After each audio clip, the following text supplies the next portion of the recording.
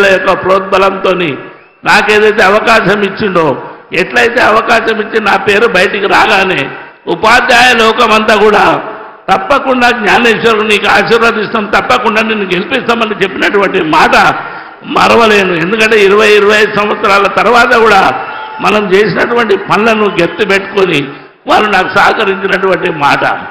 ఇకపోతే బీసీ కులాలతో పాటు మీరు బాగా గమనించాలి, సంచార జాతులై అలాంటి సంచార జాతులను కూడా ఆ మీటింగ్ లోపల లేనప్పుడు వాళ్ళని పిలిపించి 6 కులాలను ఒకటి దగ్గర తీసుకొచ్చి 93 కులాలతో మీటింగ్ పెట్టినటువంటి మాట. సంచార జాతులే కాకుండా ప్రతి కులంతో నాకు అనుబంధం ఉంది.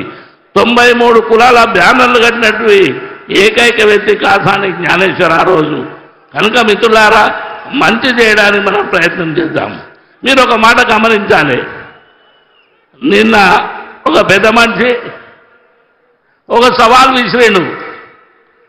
బీసీలకు సీమనెత్తురు ఉంటే, బీసీల యొక్క ధైర్యం ఉంటే కాసానిని చేవెళ్ళగడ్డ మీద గెలిపిమని. ఆయనకి ఇక్కడి నుంచే సవాల్ ఇస్తున్నా, తప్పకుండా చేవెళ్ళగడ్డ మీద కాంగ్రెస్ గెలుస్తుంది, కాసాని జ్ఞానేశ్వర్ గెలుస్తున్నాడు. మరి ఈ గడ్డ నుండే మరి పెద్దలు చంద్రశేఖరరావు గారికి మొట్టమొదటి సీటు చేవెళ్ళ పార్లమెంటు సీటు ఆయనకు బహుమతిగా ఇవ్వబోతున్నామని మీ అందరితో మనవి చేస్తున్నాను. మిత్రులారా, ఊహించని రీతిలో ప్రతి మారుమూల గ్రామం నుండి వచ్చినటువంటి బీద బడుగు వర్గాలందరినీ కలిసి కట్టుకొని చప్పట్ల వర్గాలతోని రేపటి నుంచి కార్యాచరణ ఉంటుంది. కనుక తప్పకుండా చేవెళ్ళగడ్డ మరి కేసీఆర్కు అడ్డగా మార్చి బీఆర్ఎస్ పార్టీని జెండా ఎగరేసే ప్రాంతం ఇది. తప్పకుండా మరొక మాట మీకు చెప్పాలి, ఇక్కడ సవితా ఇంద్రెడ్డి గారు పెద్దలు ఎమ్మెల్యేస్ ఓడిన వాళ్ళందరూ కూడా పెద్ద ఎత్తున మీరు బాగా గమనించాలి. వాళ్ళ యొక్క ఆశీర్వాదం, నేను 1% తిరిగితే 99% రాత్రి మగదనకుండా వాళ్ళు తిరుగుతున్నారు. వాళ్ళ యొక్కది ఆశలను ఎప్పుడు అడియాసలు చేయను. నేను ఎక్కడున్నా లాయల్గా ఉన్నా వాళ్ళెంబడి కూడా లాయల్గా ఉంటారని మనవి చేస్తూ ఈ యొక్క కార్యక్రమానికి చేసిన మీ అందరి పేరు పేరున నమస్కారం పెడుతూ సెలవు తీసుకున్నాను. Thank you. జై తెలంగాణ, జై కేసీ.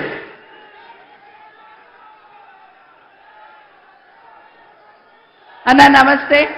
మాకు చేవేళ్ళలో ఒక సెంటిమెంట్ అన్న, మీరు వస్తున్నారు, ఎర్రటి ఎండ ఉంది, మీరు బయలుదేరిండి, ఇక్కడ మబ్బులు వచ్చినాయన్న, ఇదే ఇండికేషన్. ఖచ్చితంగా చేవేళ్ళ గడ్డ మీద గులాబీ జెండా ఎగరైపోతా ఉన్నాం. మన గౌరవనీయులు, మన అధ్యక్షులు, మన ప్రియతమ నాయకులు, తెలంగాణ సాధించిన నాయకుడు, తెలంగాణ అన్ని రంగాలు అభివృద్ధి చేసిన నాయకులు గౌరవనీయులు శ్రీ కల్వకుంట్ల చంద్రశేఖరరావు గారు వారి అమూల్యమైన సందేశాన్ని మాకు దిశాన్ని నిర్దేశించాల్సిందిగా కోరుతా ఉన్నాను.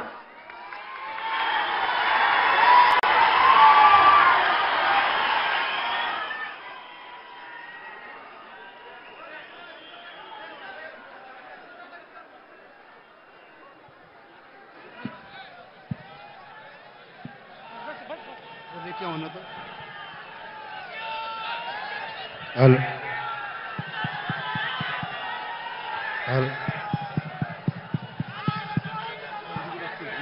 హలో హలో సభాధ్యక్షులు, స్థానిక ఎమ్మెల్యే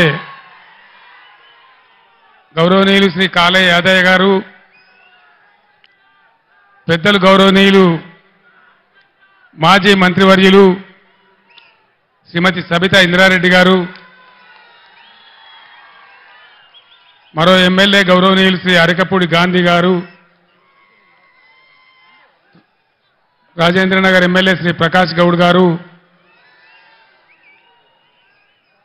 మన ఎమ్మెల్సీలు గౌరవనీయులు సురభి వాణిదేవి గారు, శంబీపూర్ రాజు గారు, శ్రీ యజ్ఞ మల్లేశం గారు, గౌరవనీయులు పెద్దలు తెలంగాణ శాసన మండలి మాజీ చైర్మన్ శ్రీ స్వామి గౌడ్ గారు, మాజీ మంత్రివర్యులు సీనియర్ నాయకులు పెద్దలు శ్రీ పొన్నాల లక్ష్మయ్య గారు, మాజీ శాసనసభ్యులు శ్రీ మెతుకు ఆనంద్ గారు, మహేశ్వర్ రెడ్డి గారు, పైలట్ రోహిత్ రెడ్డి గారు, యువ నాయకులు గౌరవనీయులు శ్రీ కార్తీక్ రెడ్డి గారు,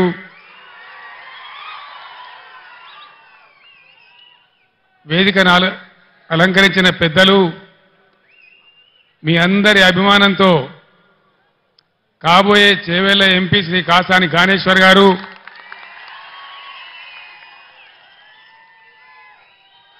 వేదిక ముందున్నటువంటి అశేషమైనటువంటి ప్రజలందరికీ నా అభివాదాలు.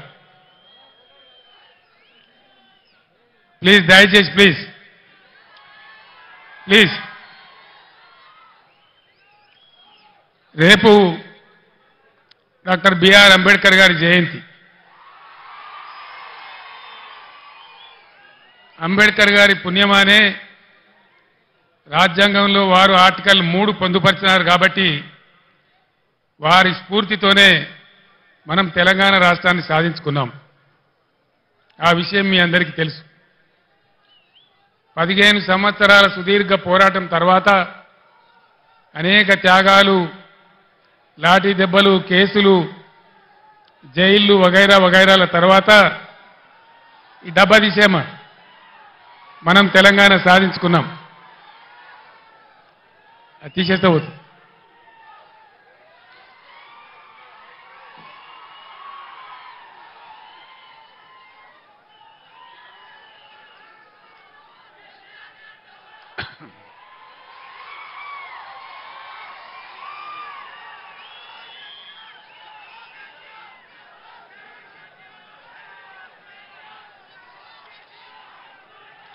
ఈ సందర్భంగా మనందరి పక్షాన, యావన్ తెలంగాణ సమాజం పక్షాన నేను తెలంగాణ రాష్ట్ర ప్రజల పక్షాన అంబేద్కర్ గారికి హృదయపూర్వకమైన నా నివాళి అర్పిస్తా ఉన్నాను. అది మామూలుగా ఉండకూడదని, ఈ భారతదేశంలోనే ఎక్కడ లేనంత సమున్నతమైన గౌరవాన్ని అంబేద్కర్ గారికి ఇవ్వాలని మనం 2 పనులు చేసినాం. 125 ఫీట్ల అంబేద్కర్ గారి విగ్రహాన్ని హైదరాబాద్లో నెలకొల్పి దేశానికే సమున్నతమైనటువంటి గౌరవం వచ్చే విధంగా ఒక మంచి పని మనం చేసుకున్నాం. అంతేకాదు ఇప్పటి వరకు స్వతంత్రం వచ్చిన ఈ 75 ఏళ్లలో ఏ రాష్ట్రంలో ఎవరు కూడా చేయనటువంటి పని మన రాష్ట్ర సెక్రటేరియట్కే డాక్టర్ బిఆర్ అంబేద్కర్ సెక్రటేరియట్ అని కూడా మనం పేరు పెట్టుకున్నాం. ఇది మనం ఆ మహనీయునికి అర్పించినటువంటి నివాళి. ఇక్కడ నేను మీ అందరికీ ఒక మాట మనవి చేయదలుచుకున్నా. ఇక్కడి నుంచి, ఈ చేవేళ్ల సభ నుంచి యావత్తు తెలంగాణ రాష్ట్ర ప్రజలకు కూడా ఒక సందేశాన్ని ఇవ్వదలుచుకున్నా. రాజకీయాలు వస్తుంటాయి, పోతుంటాయి, ఎన్నికలు కూడా వస్తూ ఉంటాయి, పోతూ ఉంటాయి. కానీ ప్రజానీకానికి రాష్ట్ర ప్రభుత్వం అంటే ఒక ధీమా, ఒక ధైర్యం, మా ప్రభుత్వం ఉంది, మమ్మల్ని ఆదుకుంటుందనేటువంటి ఒక విశ్వాసం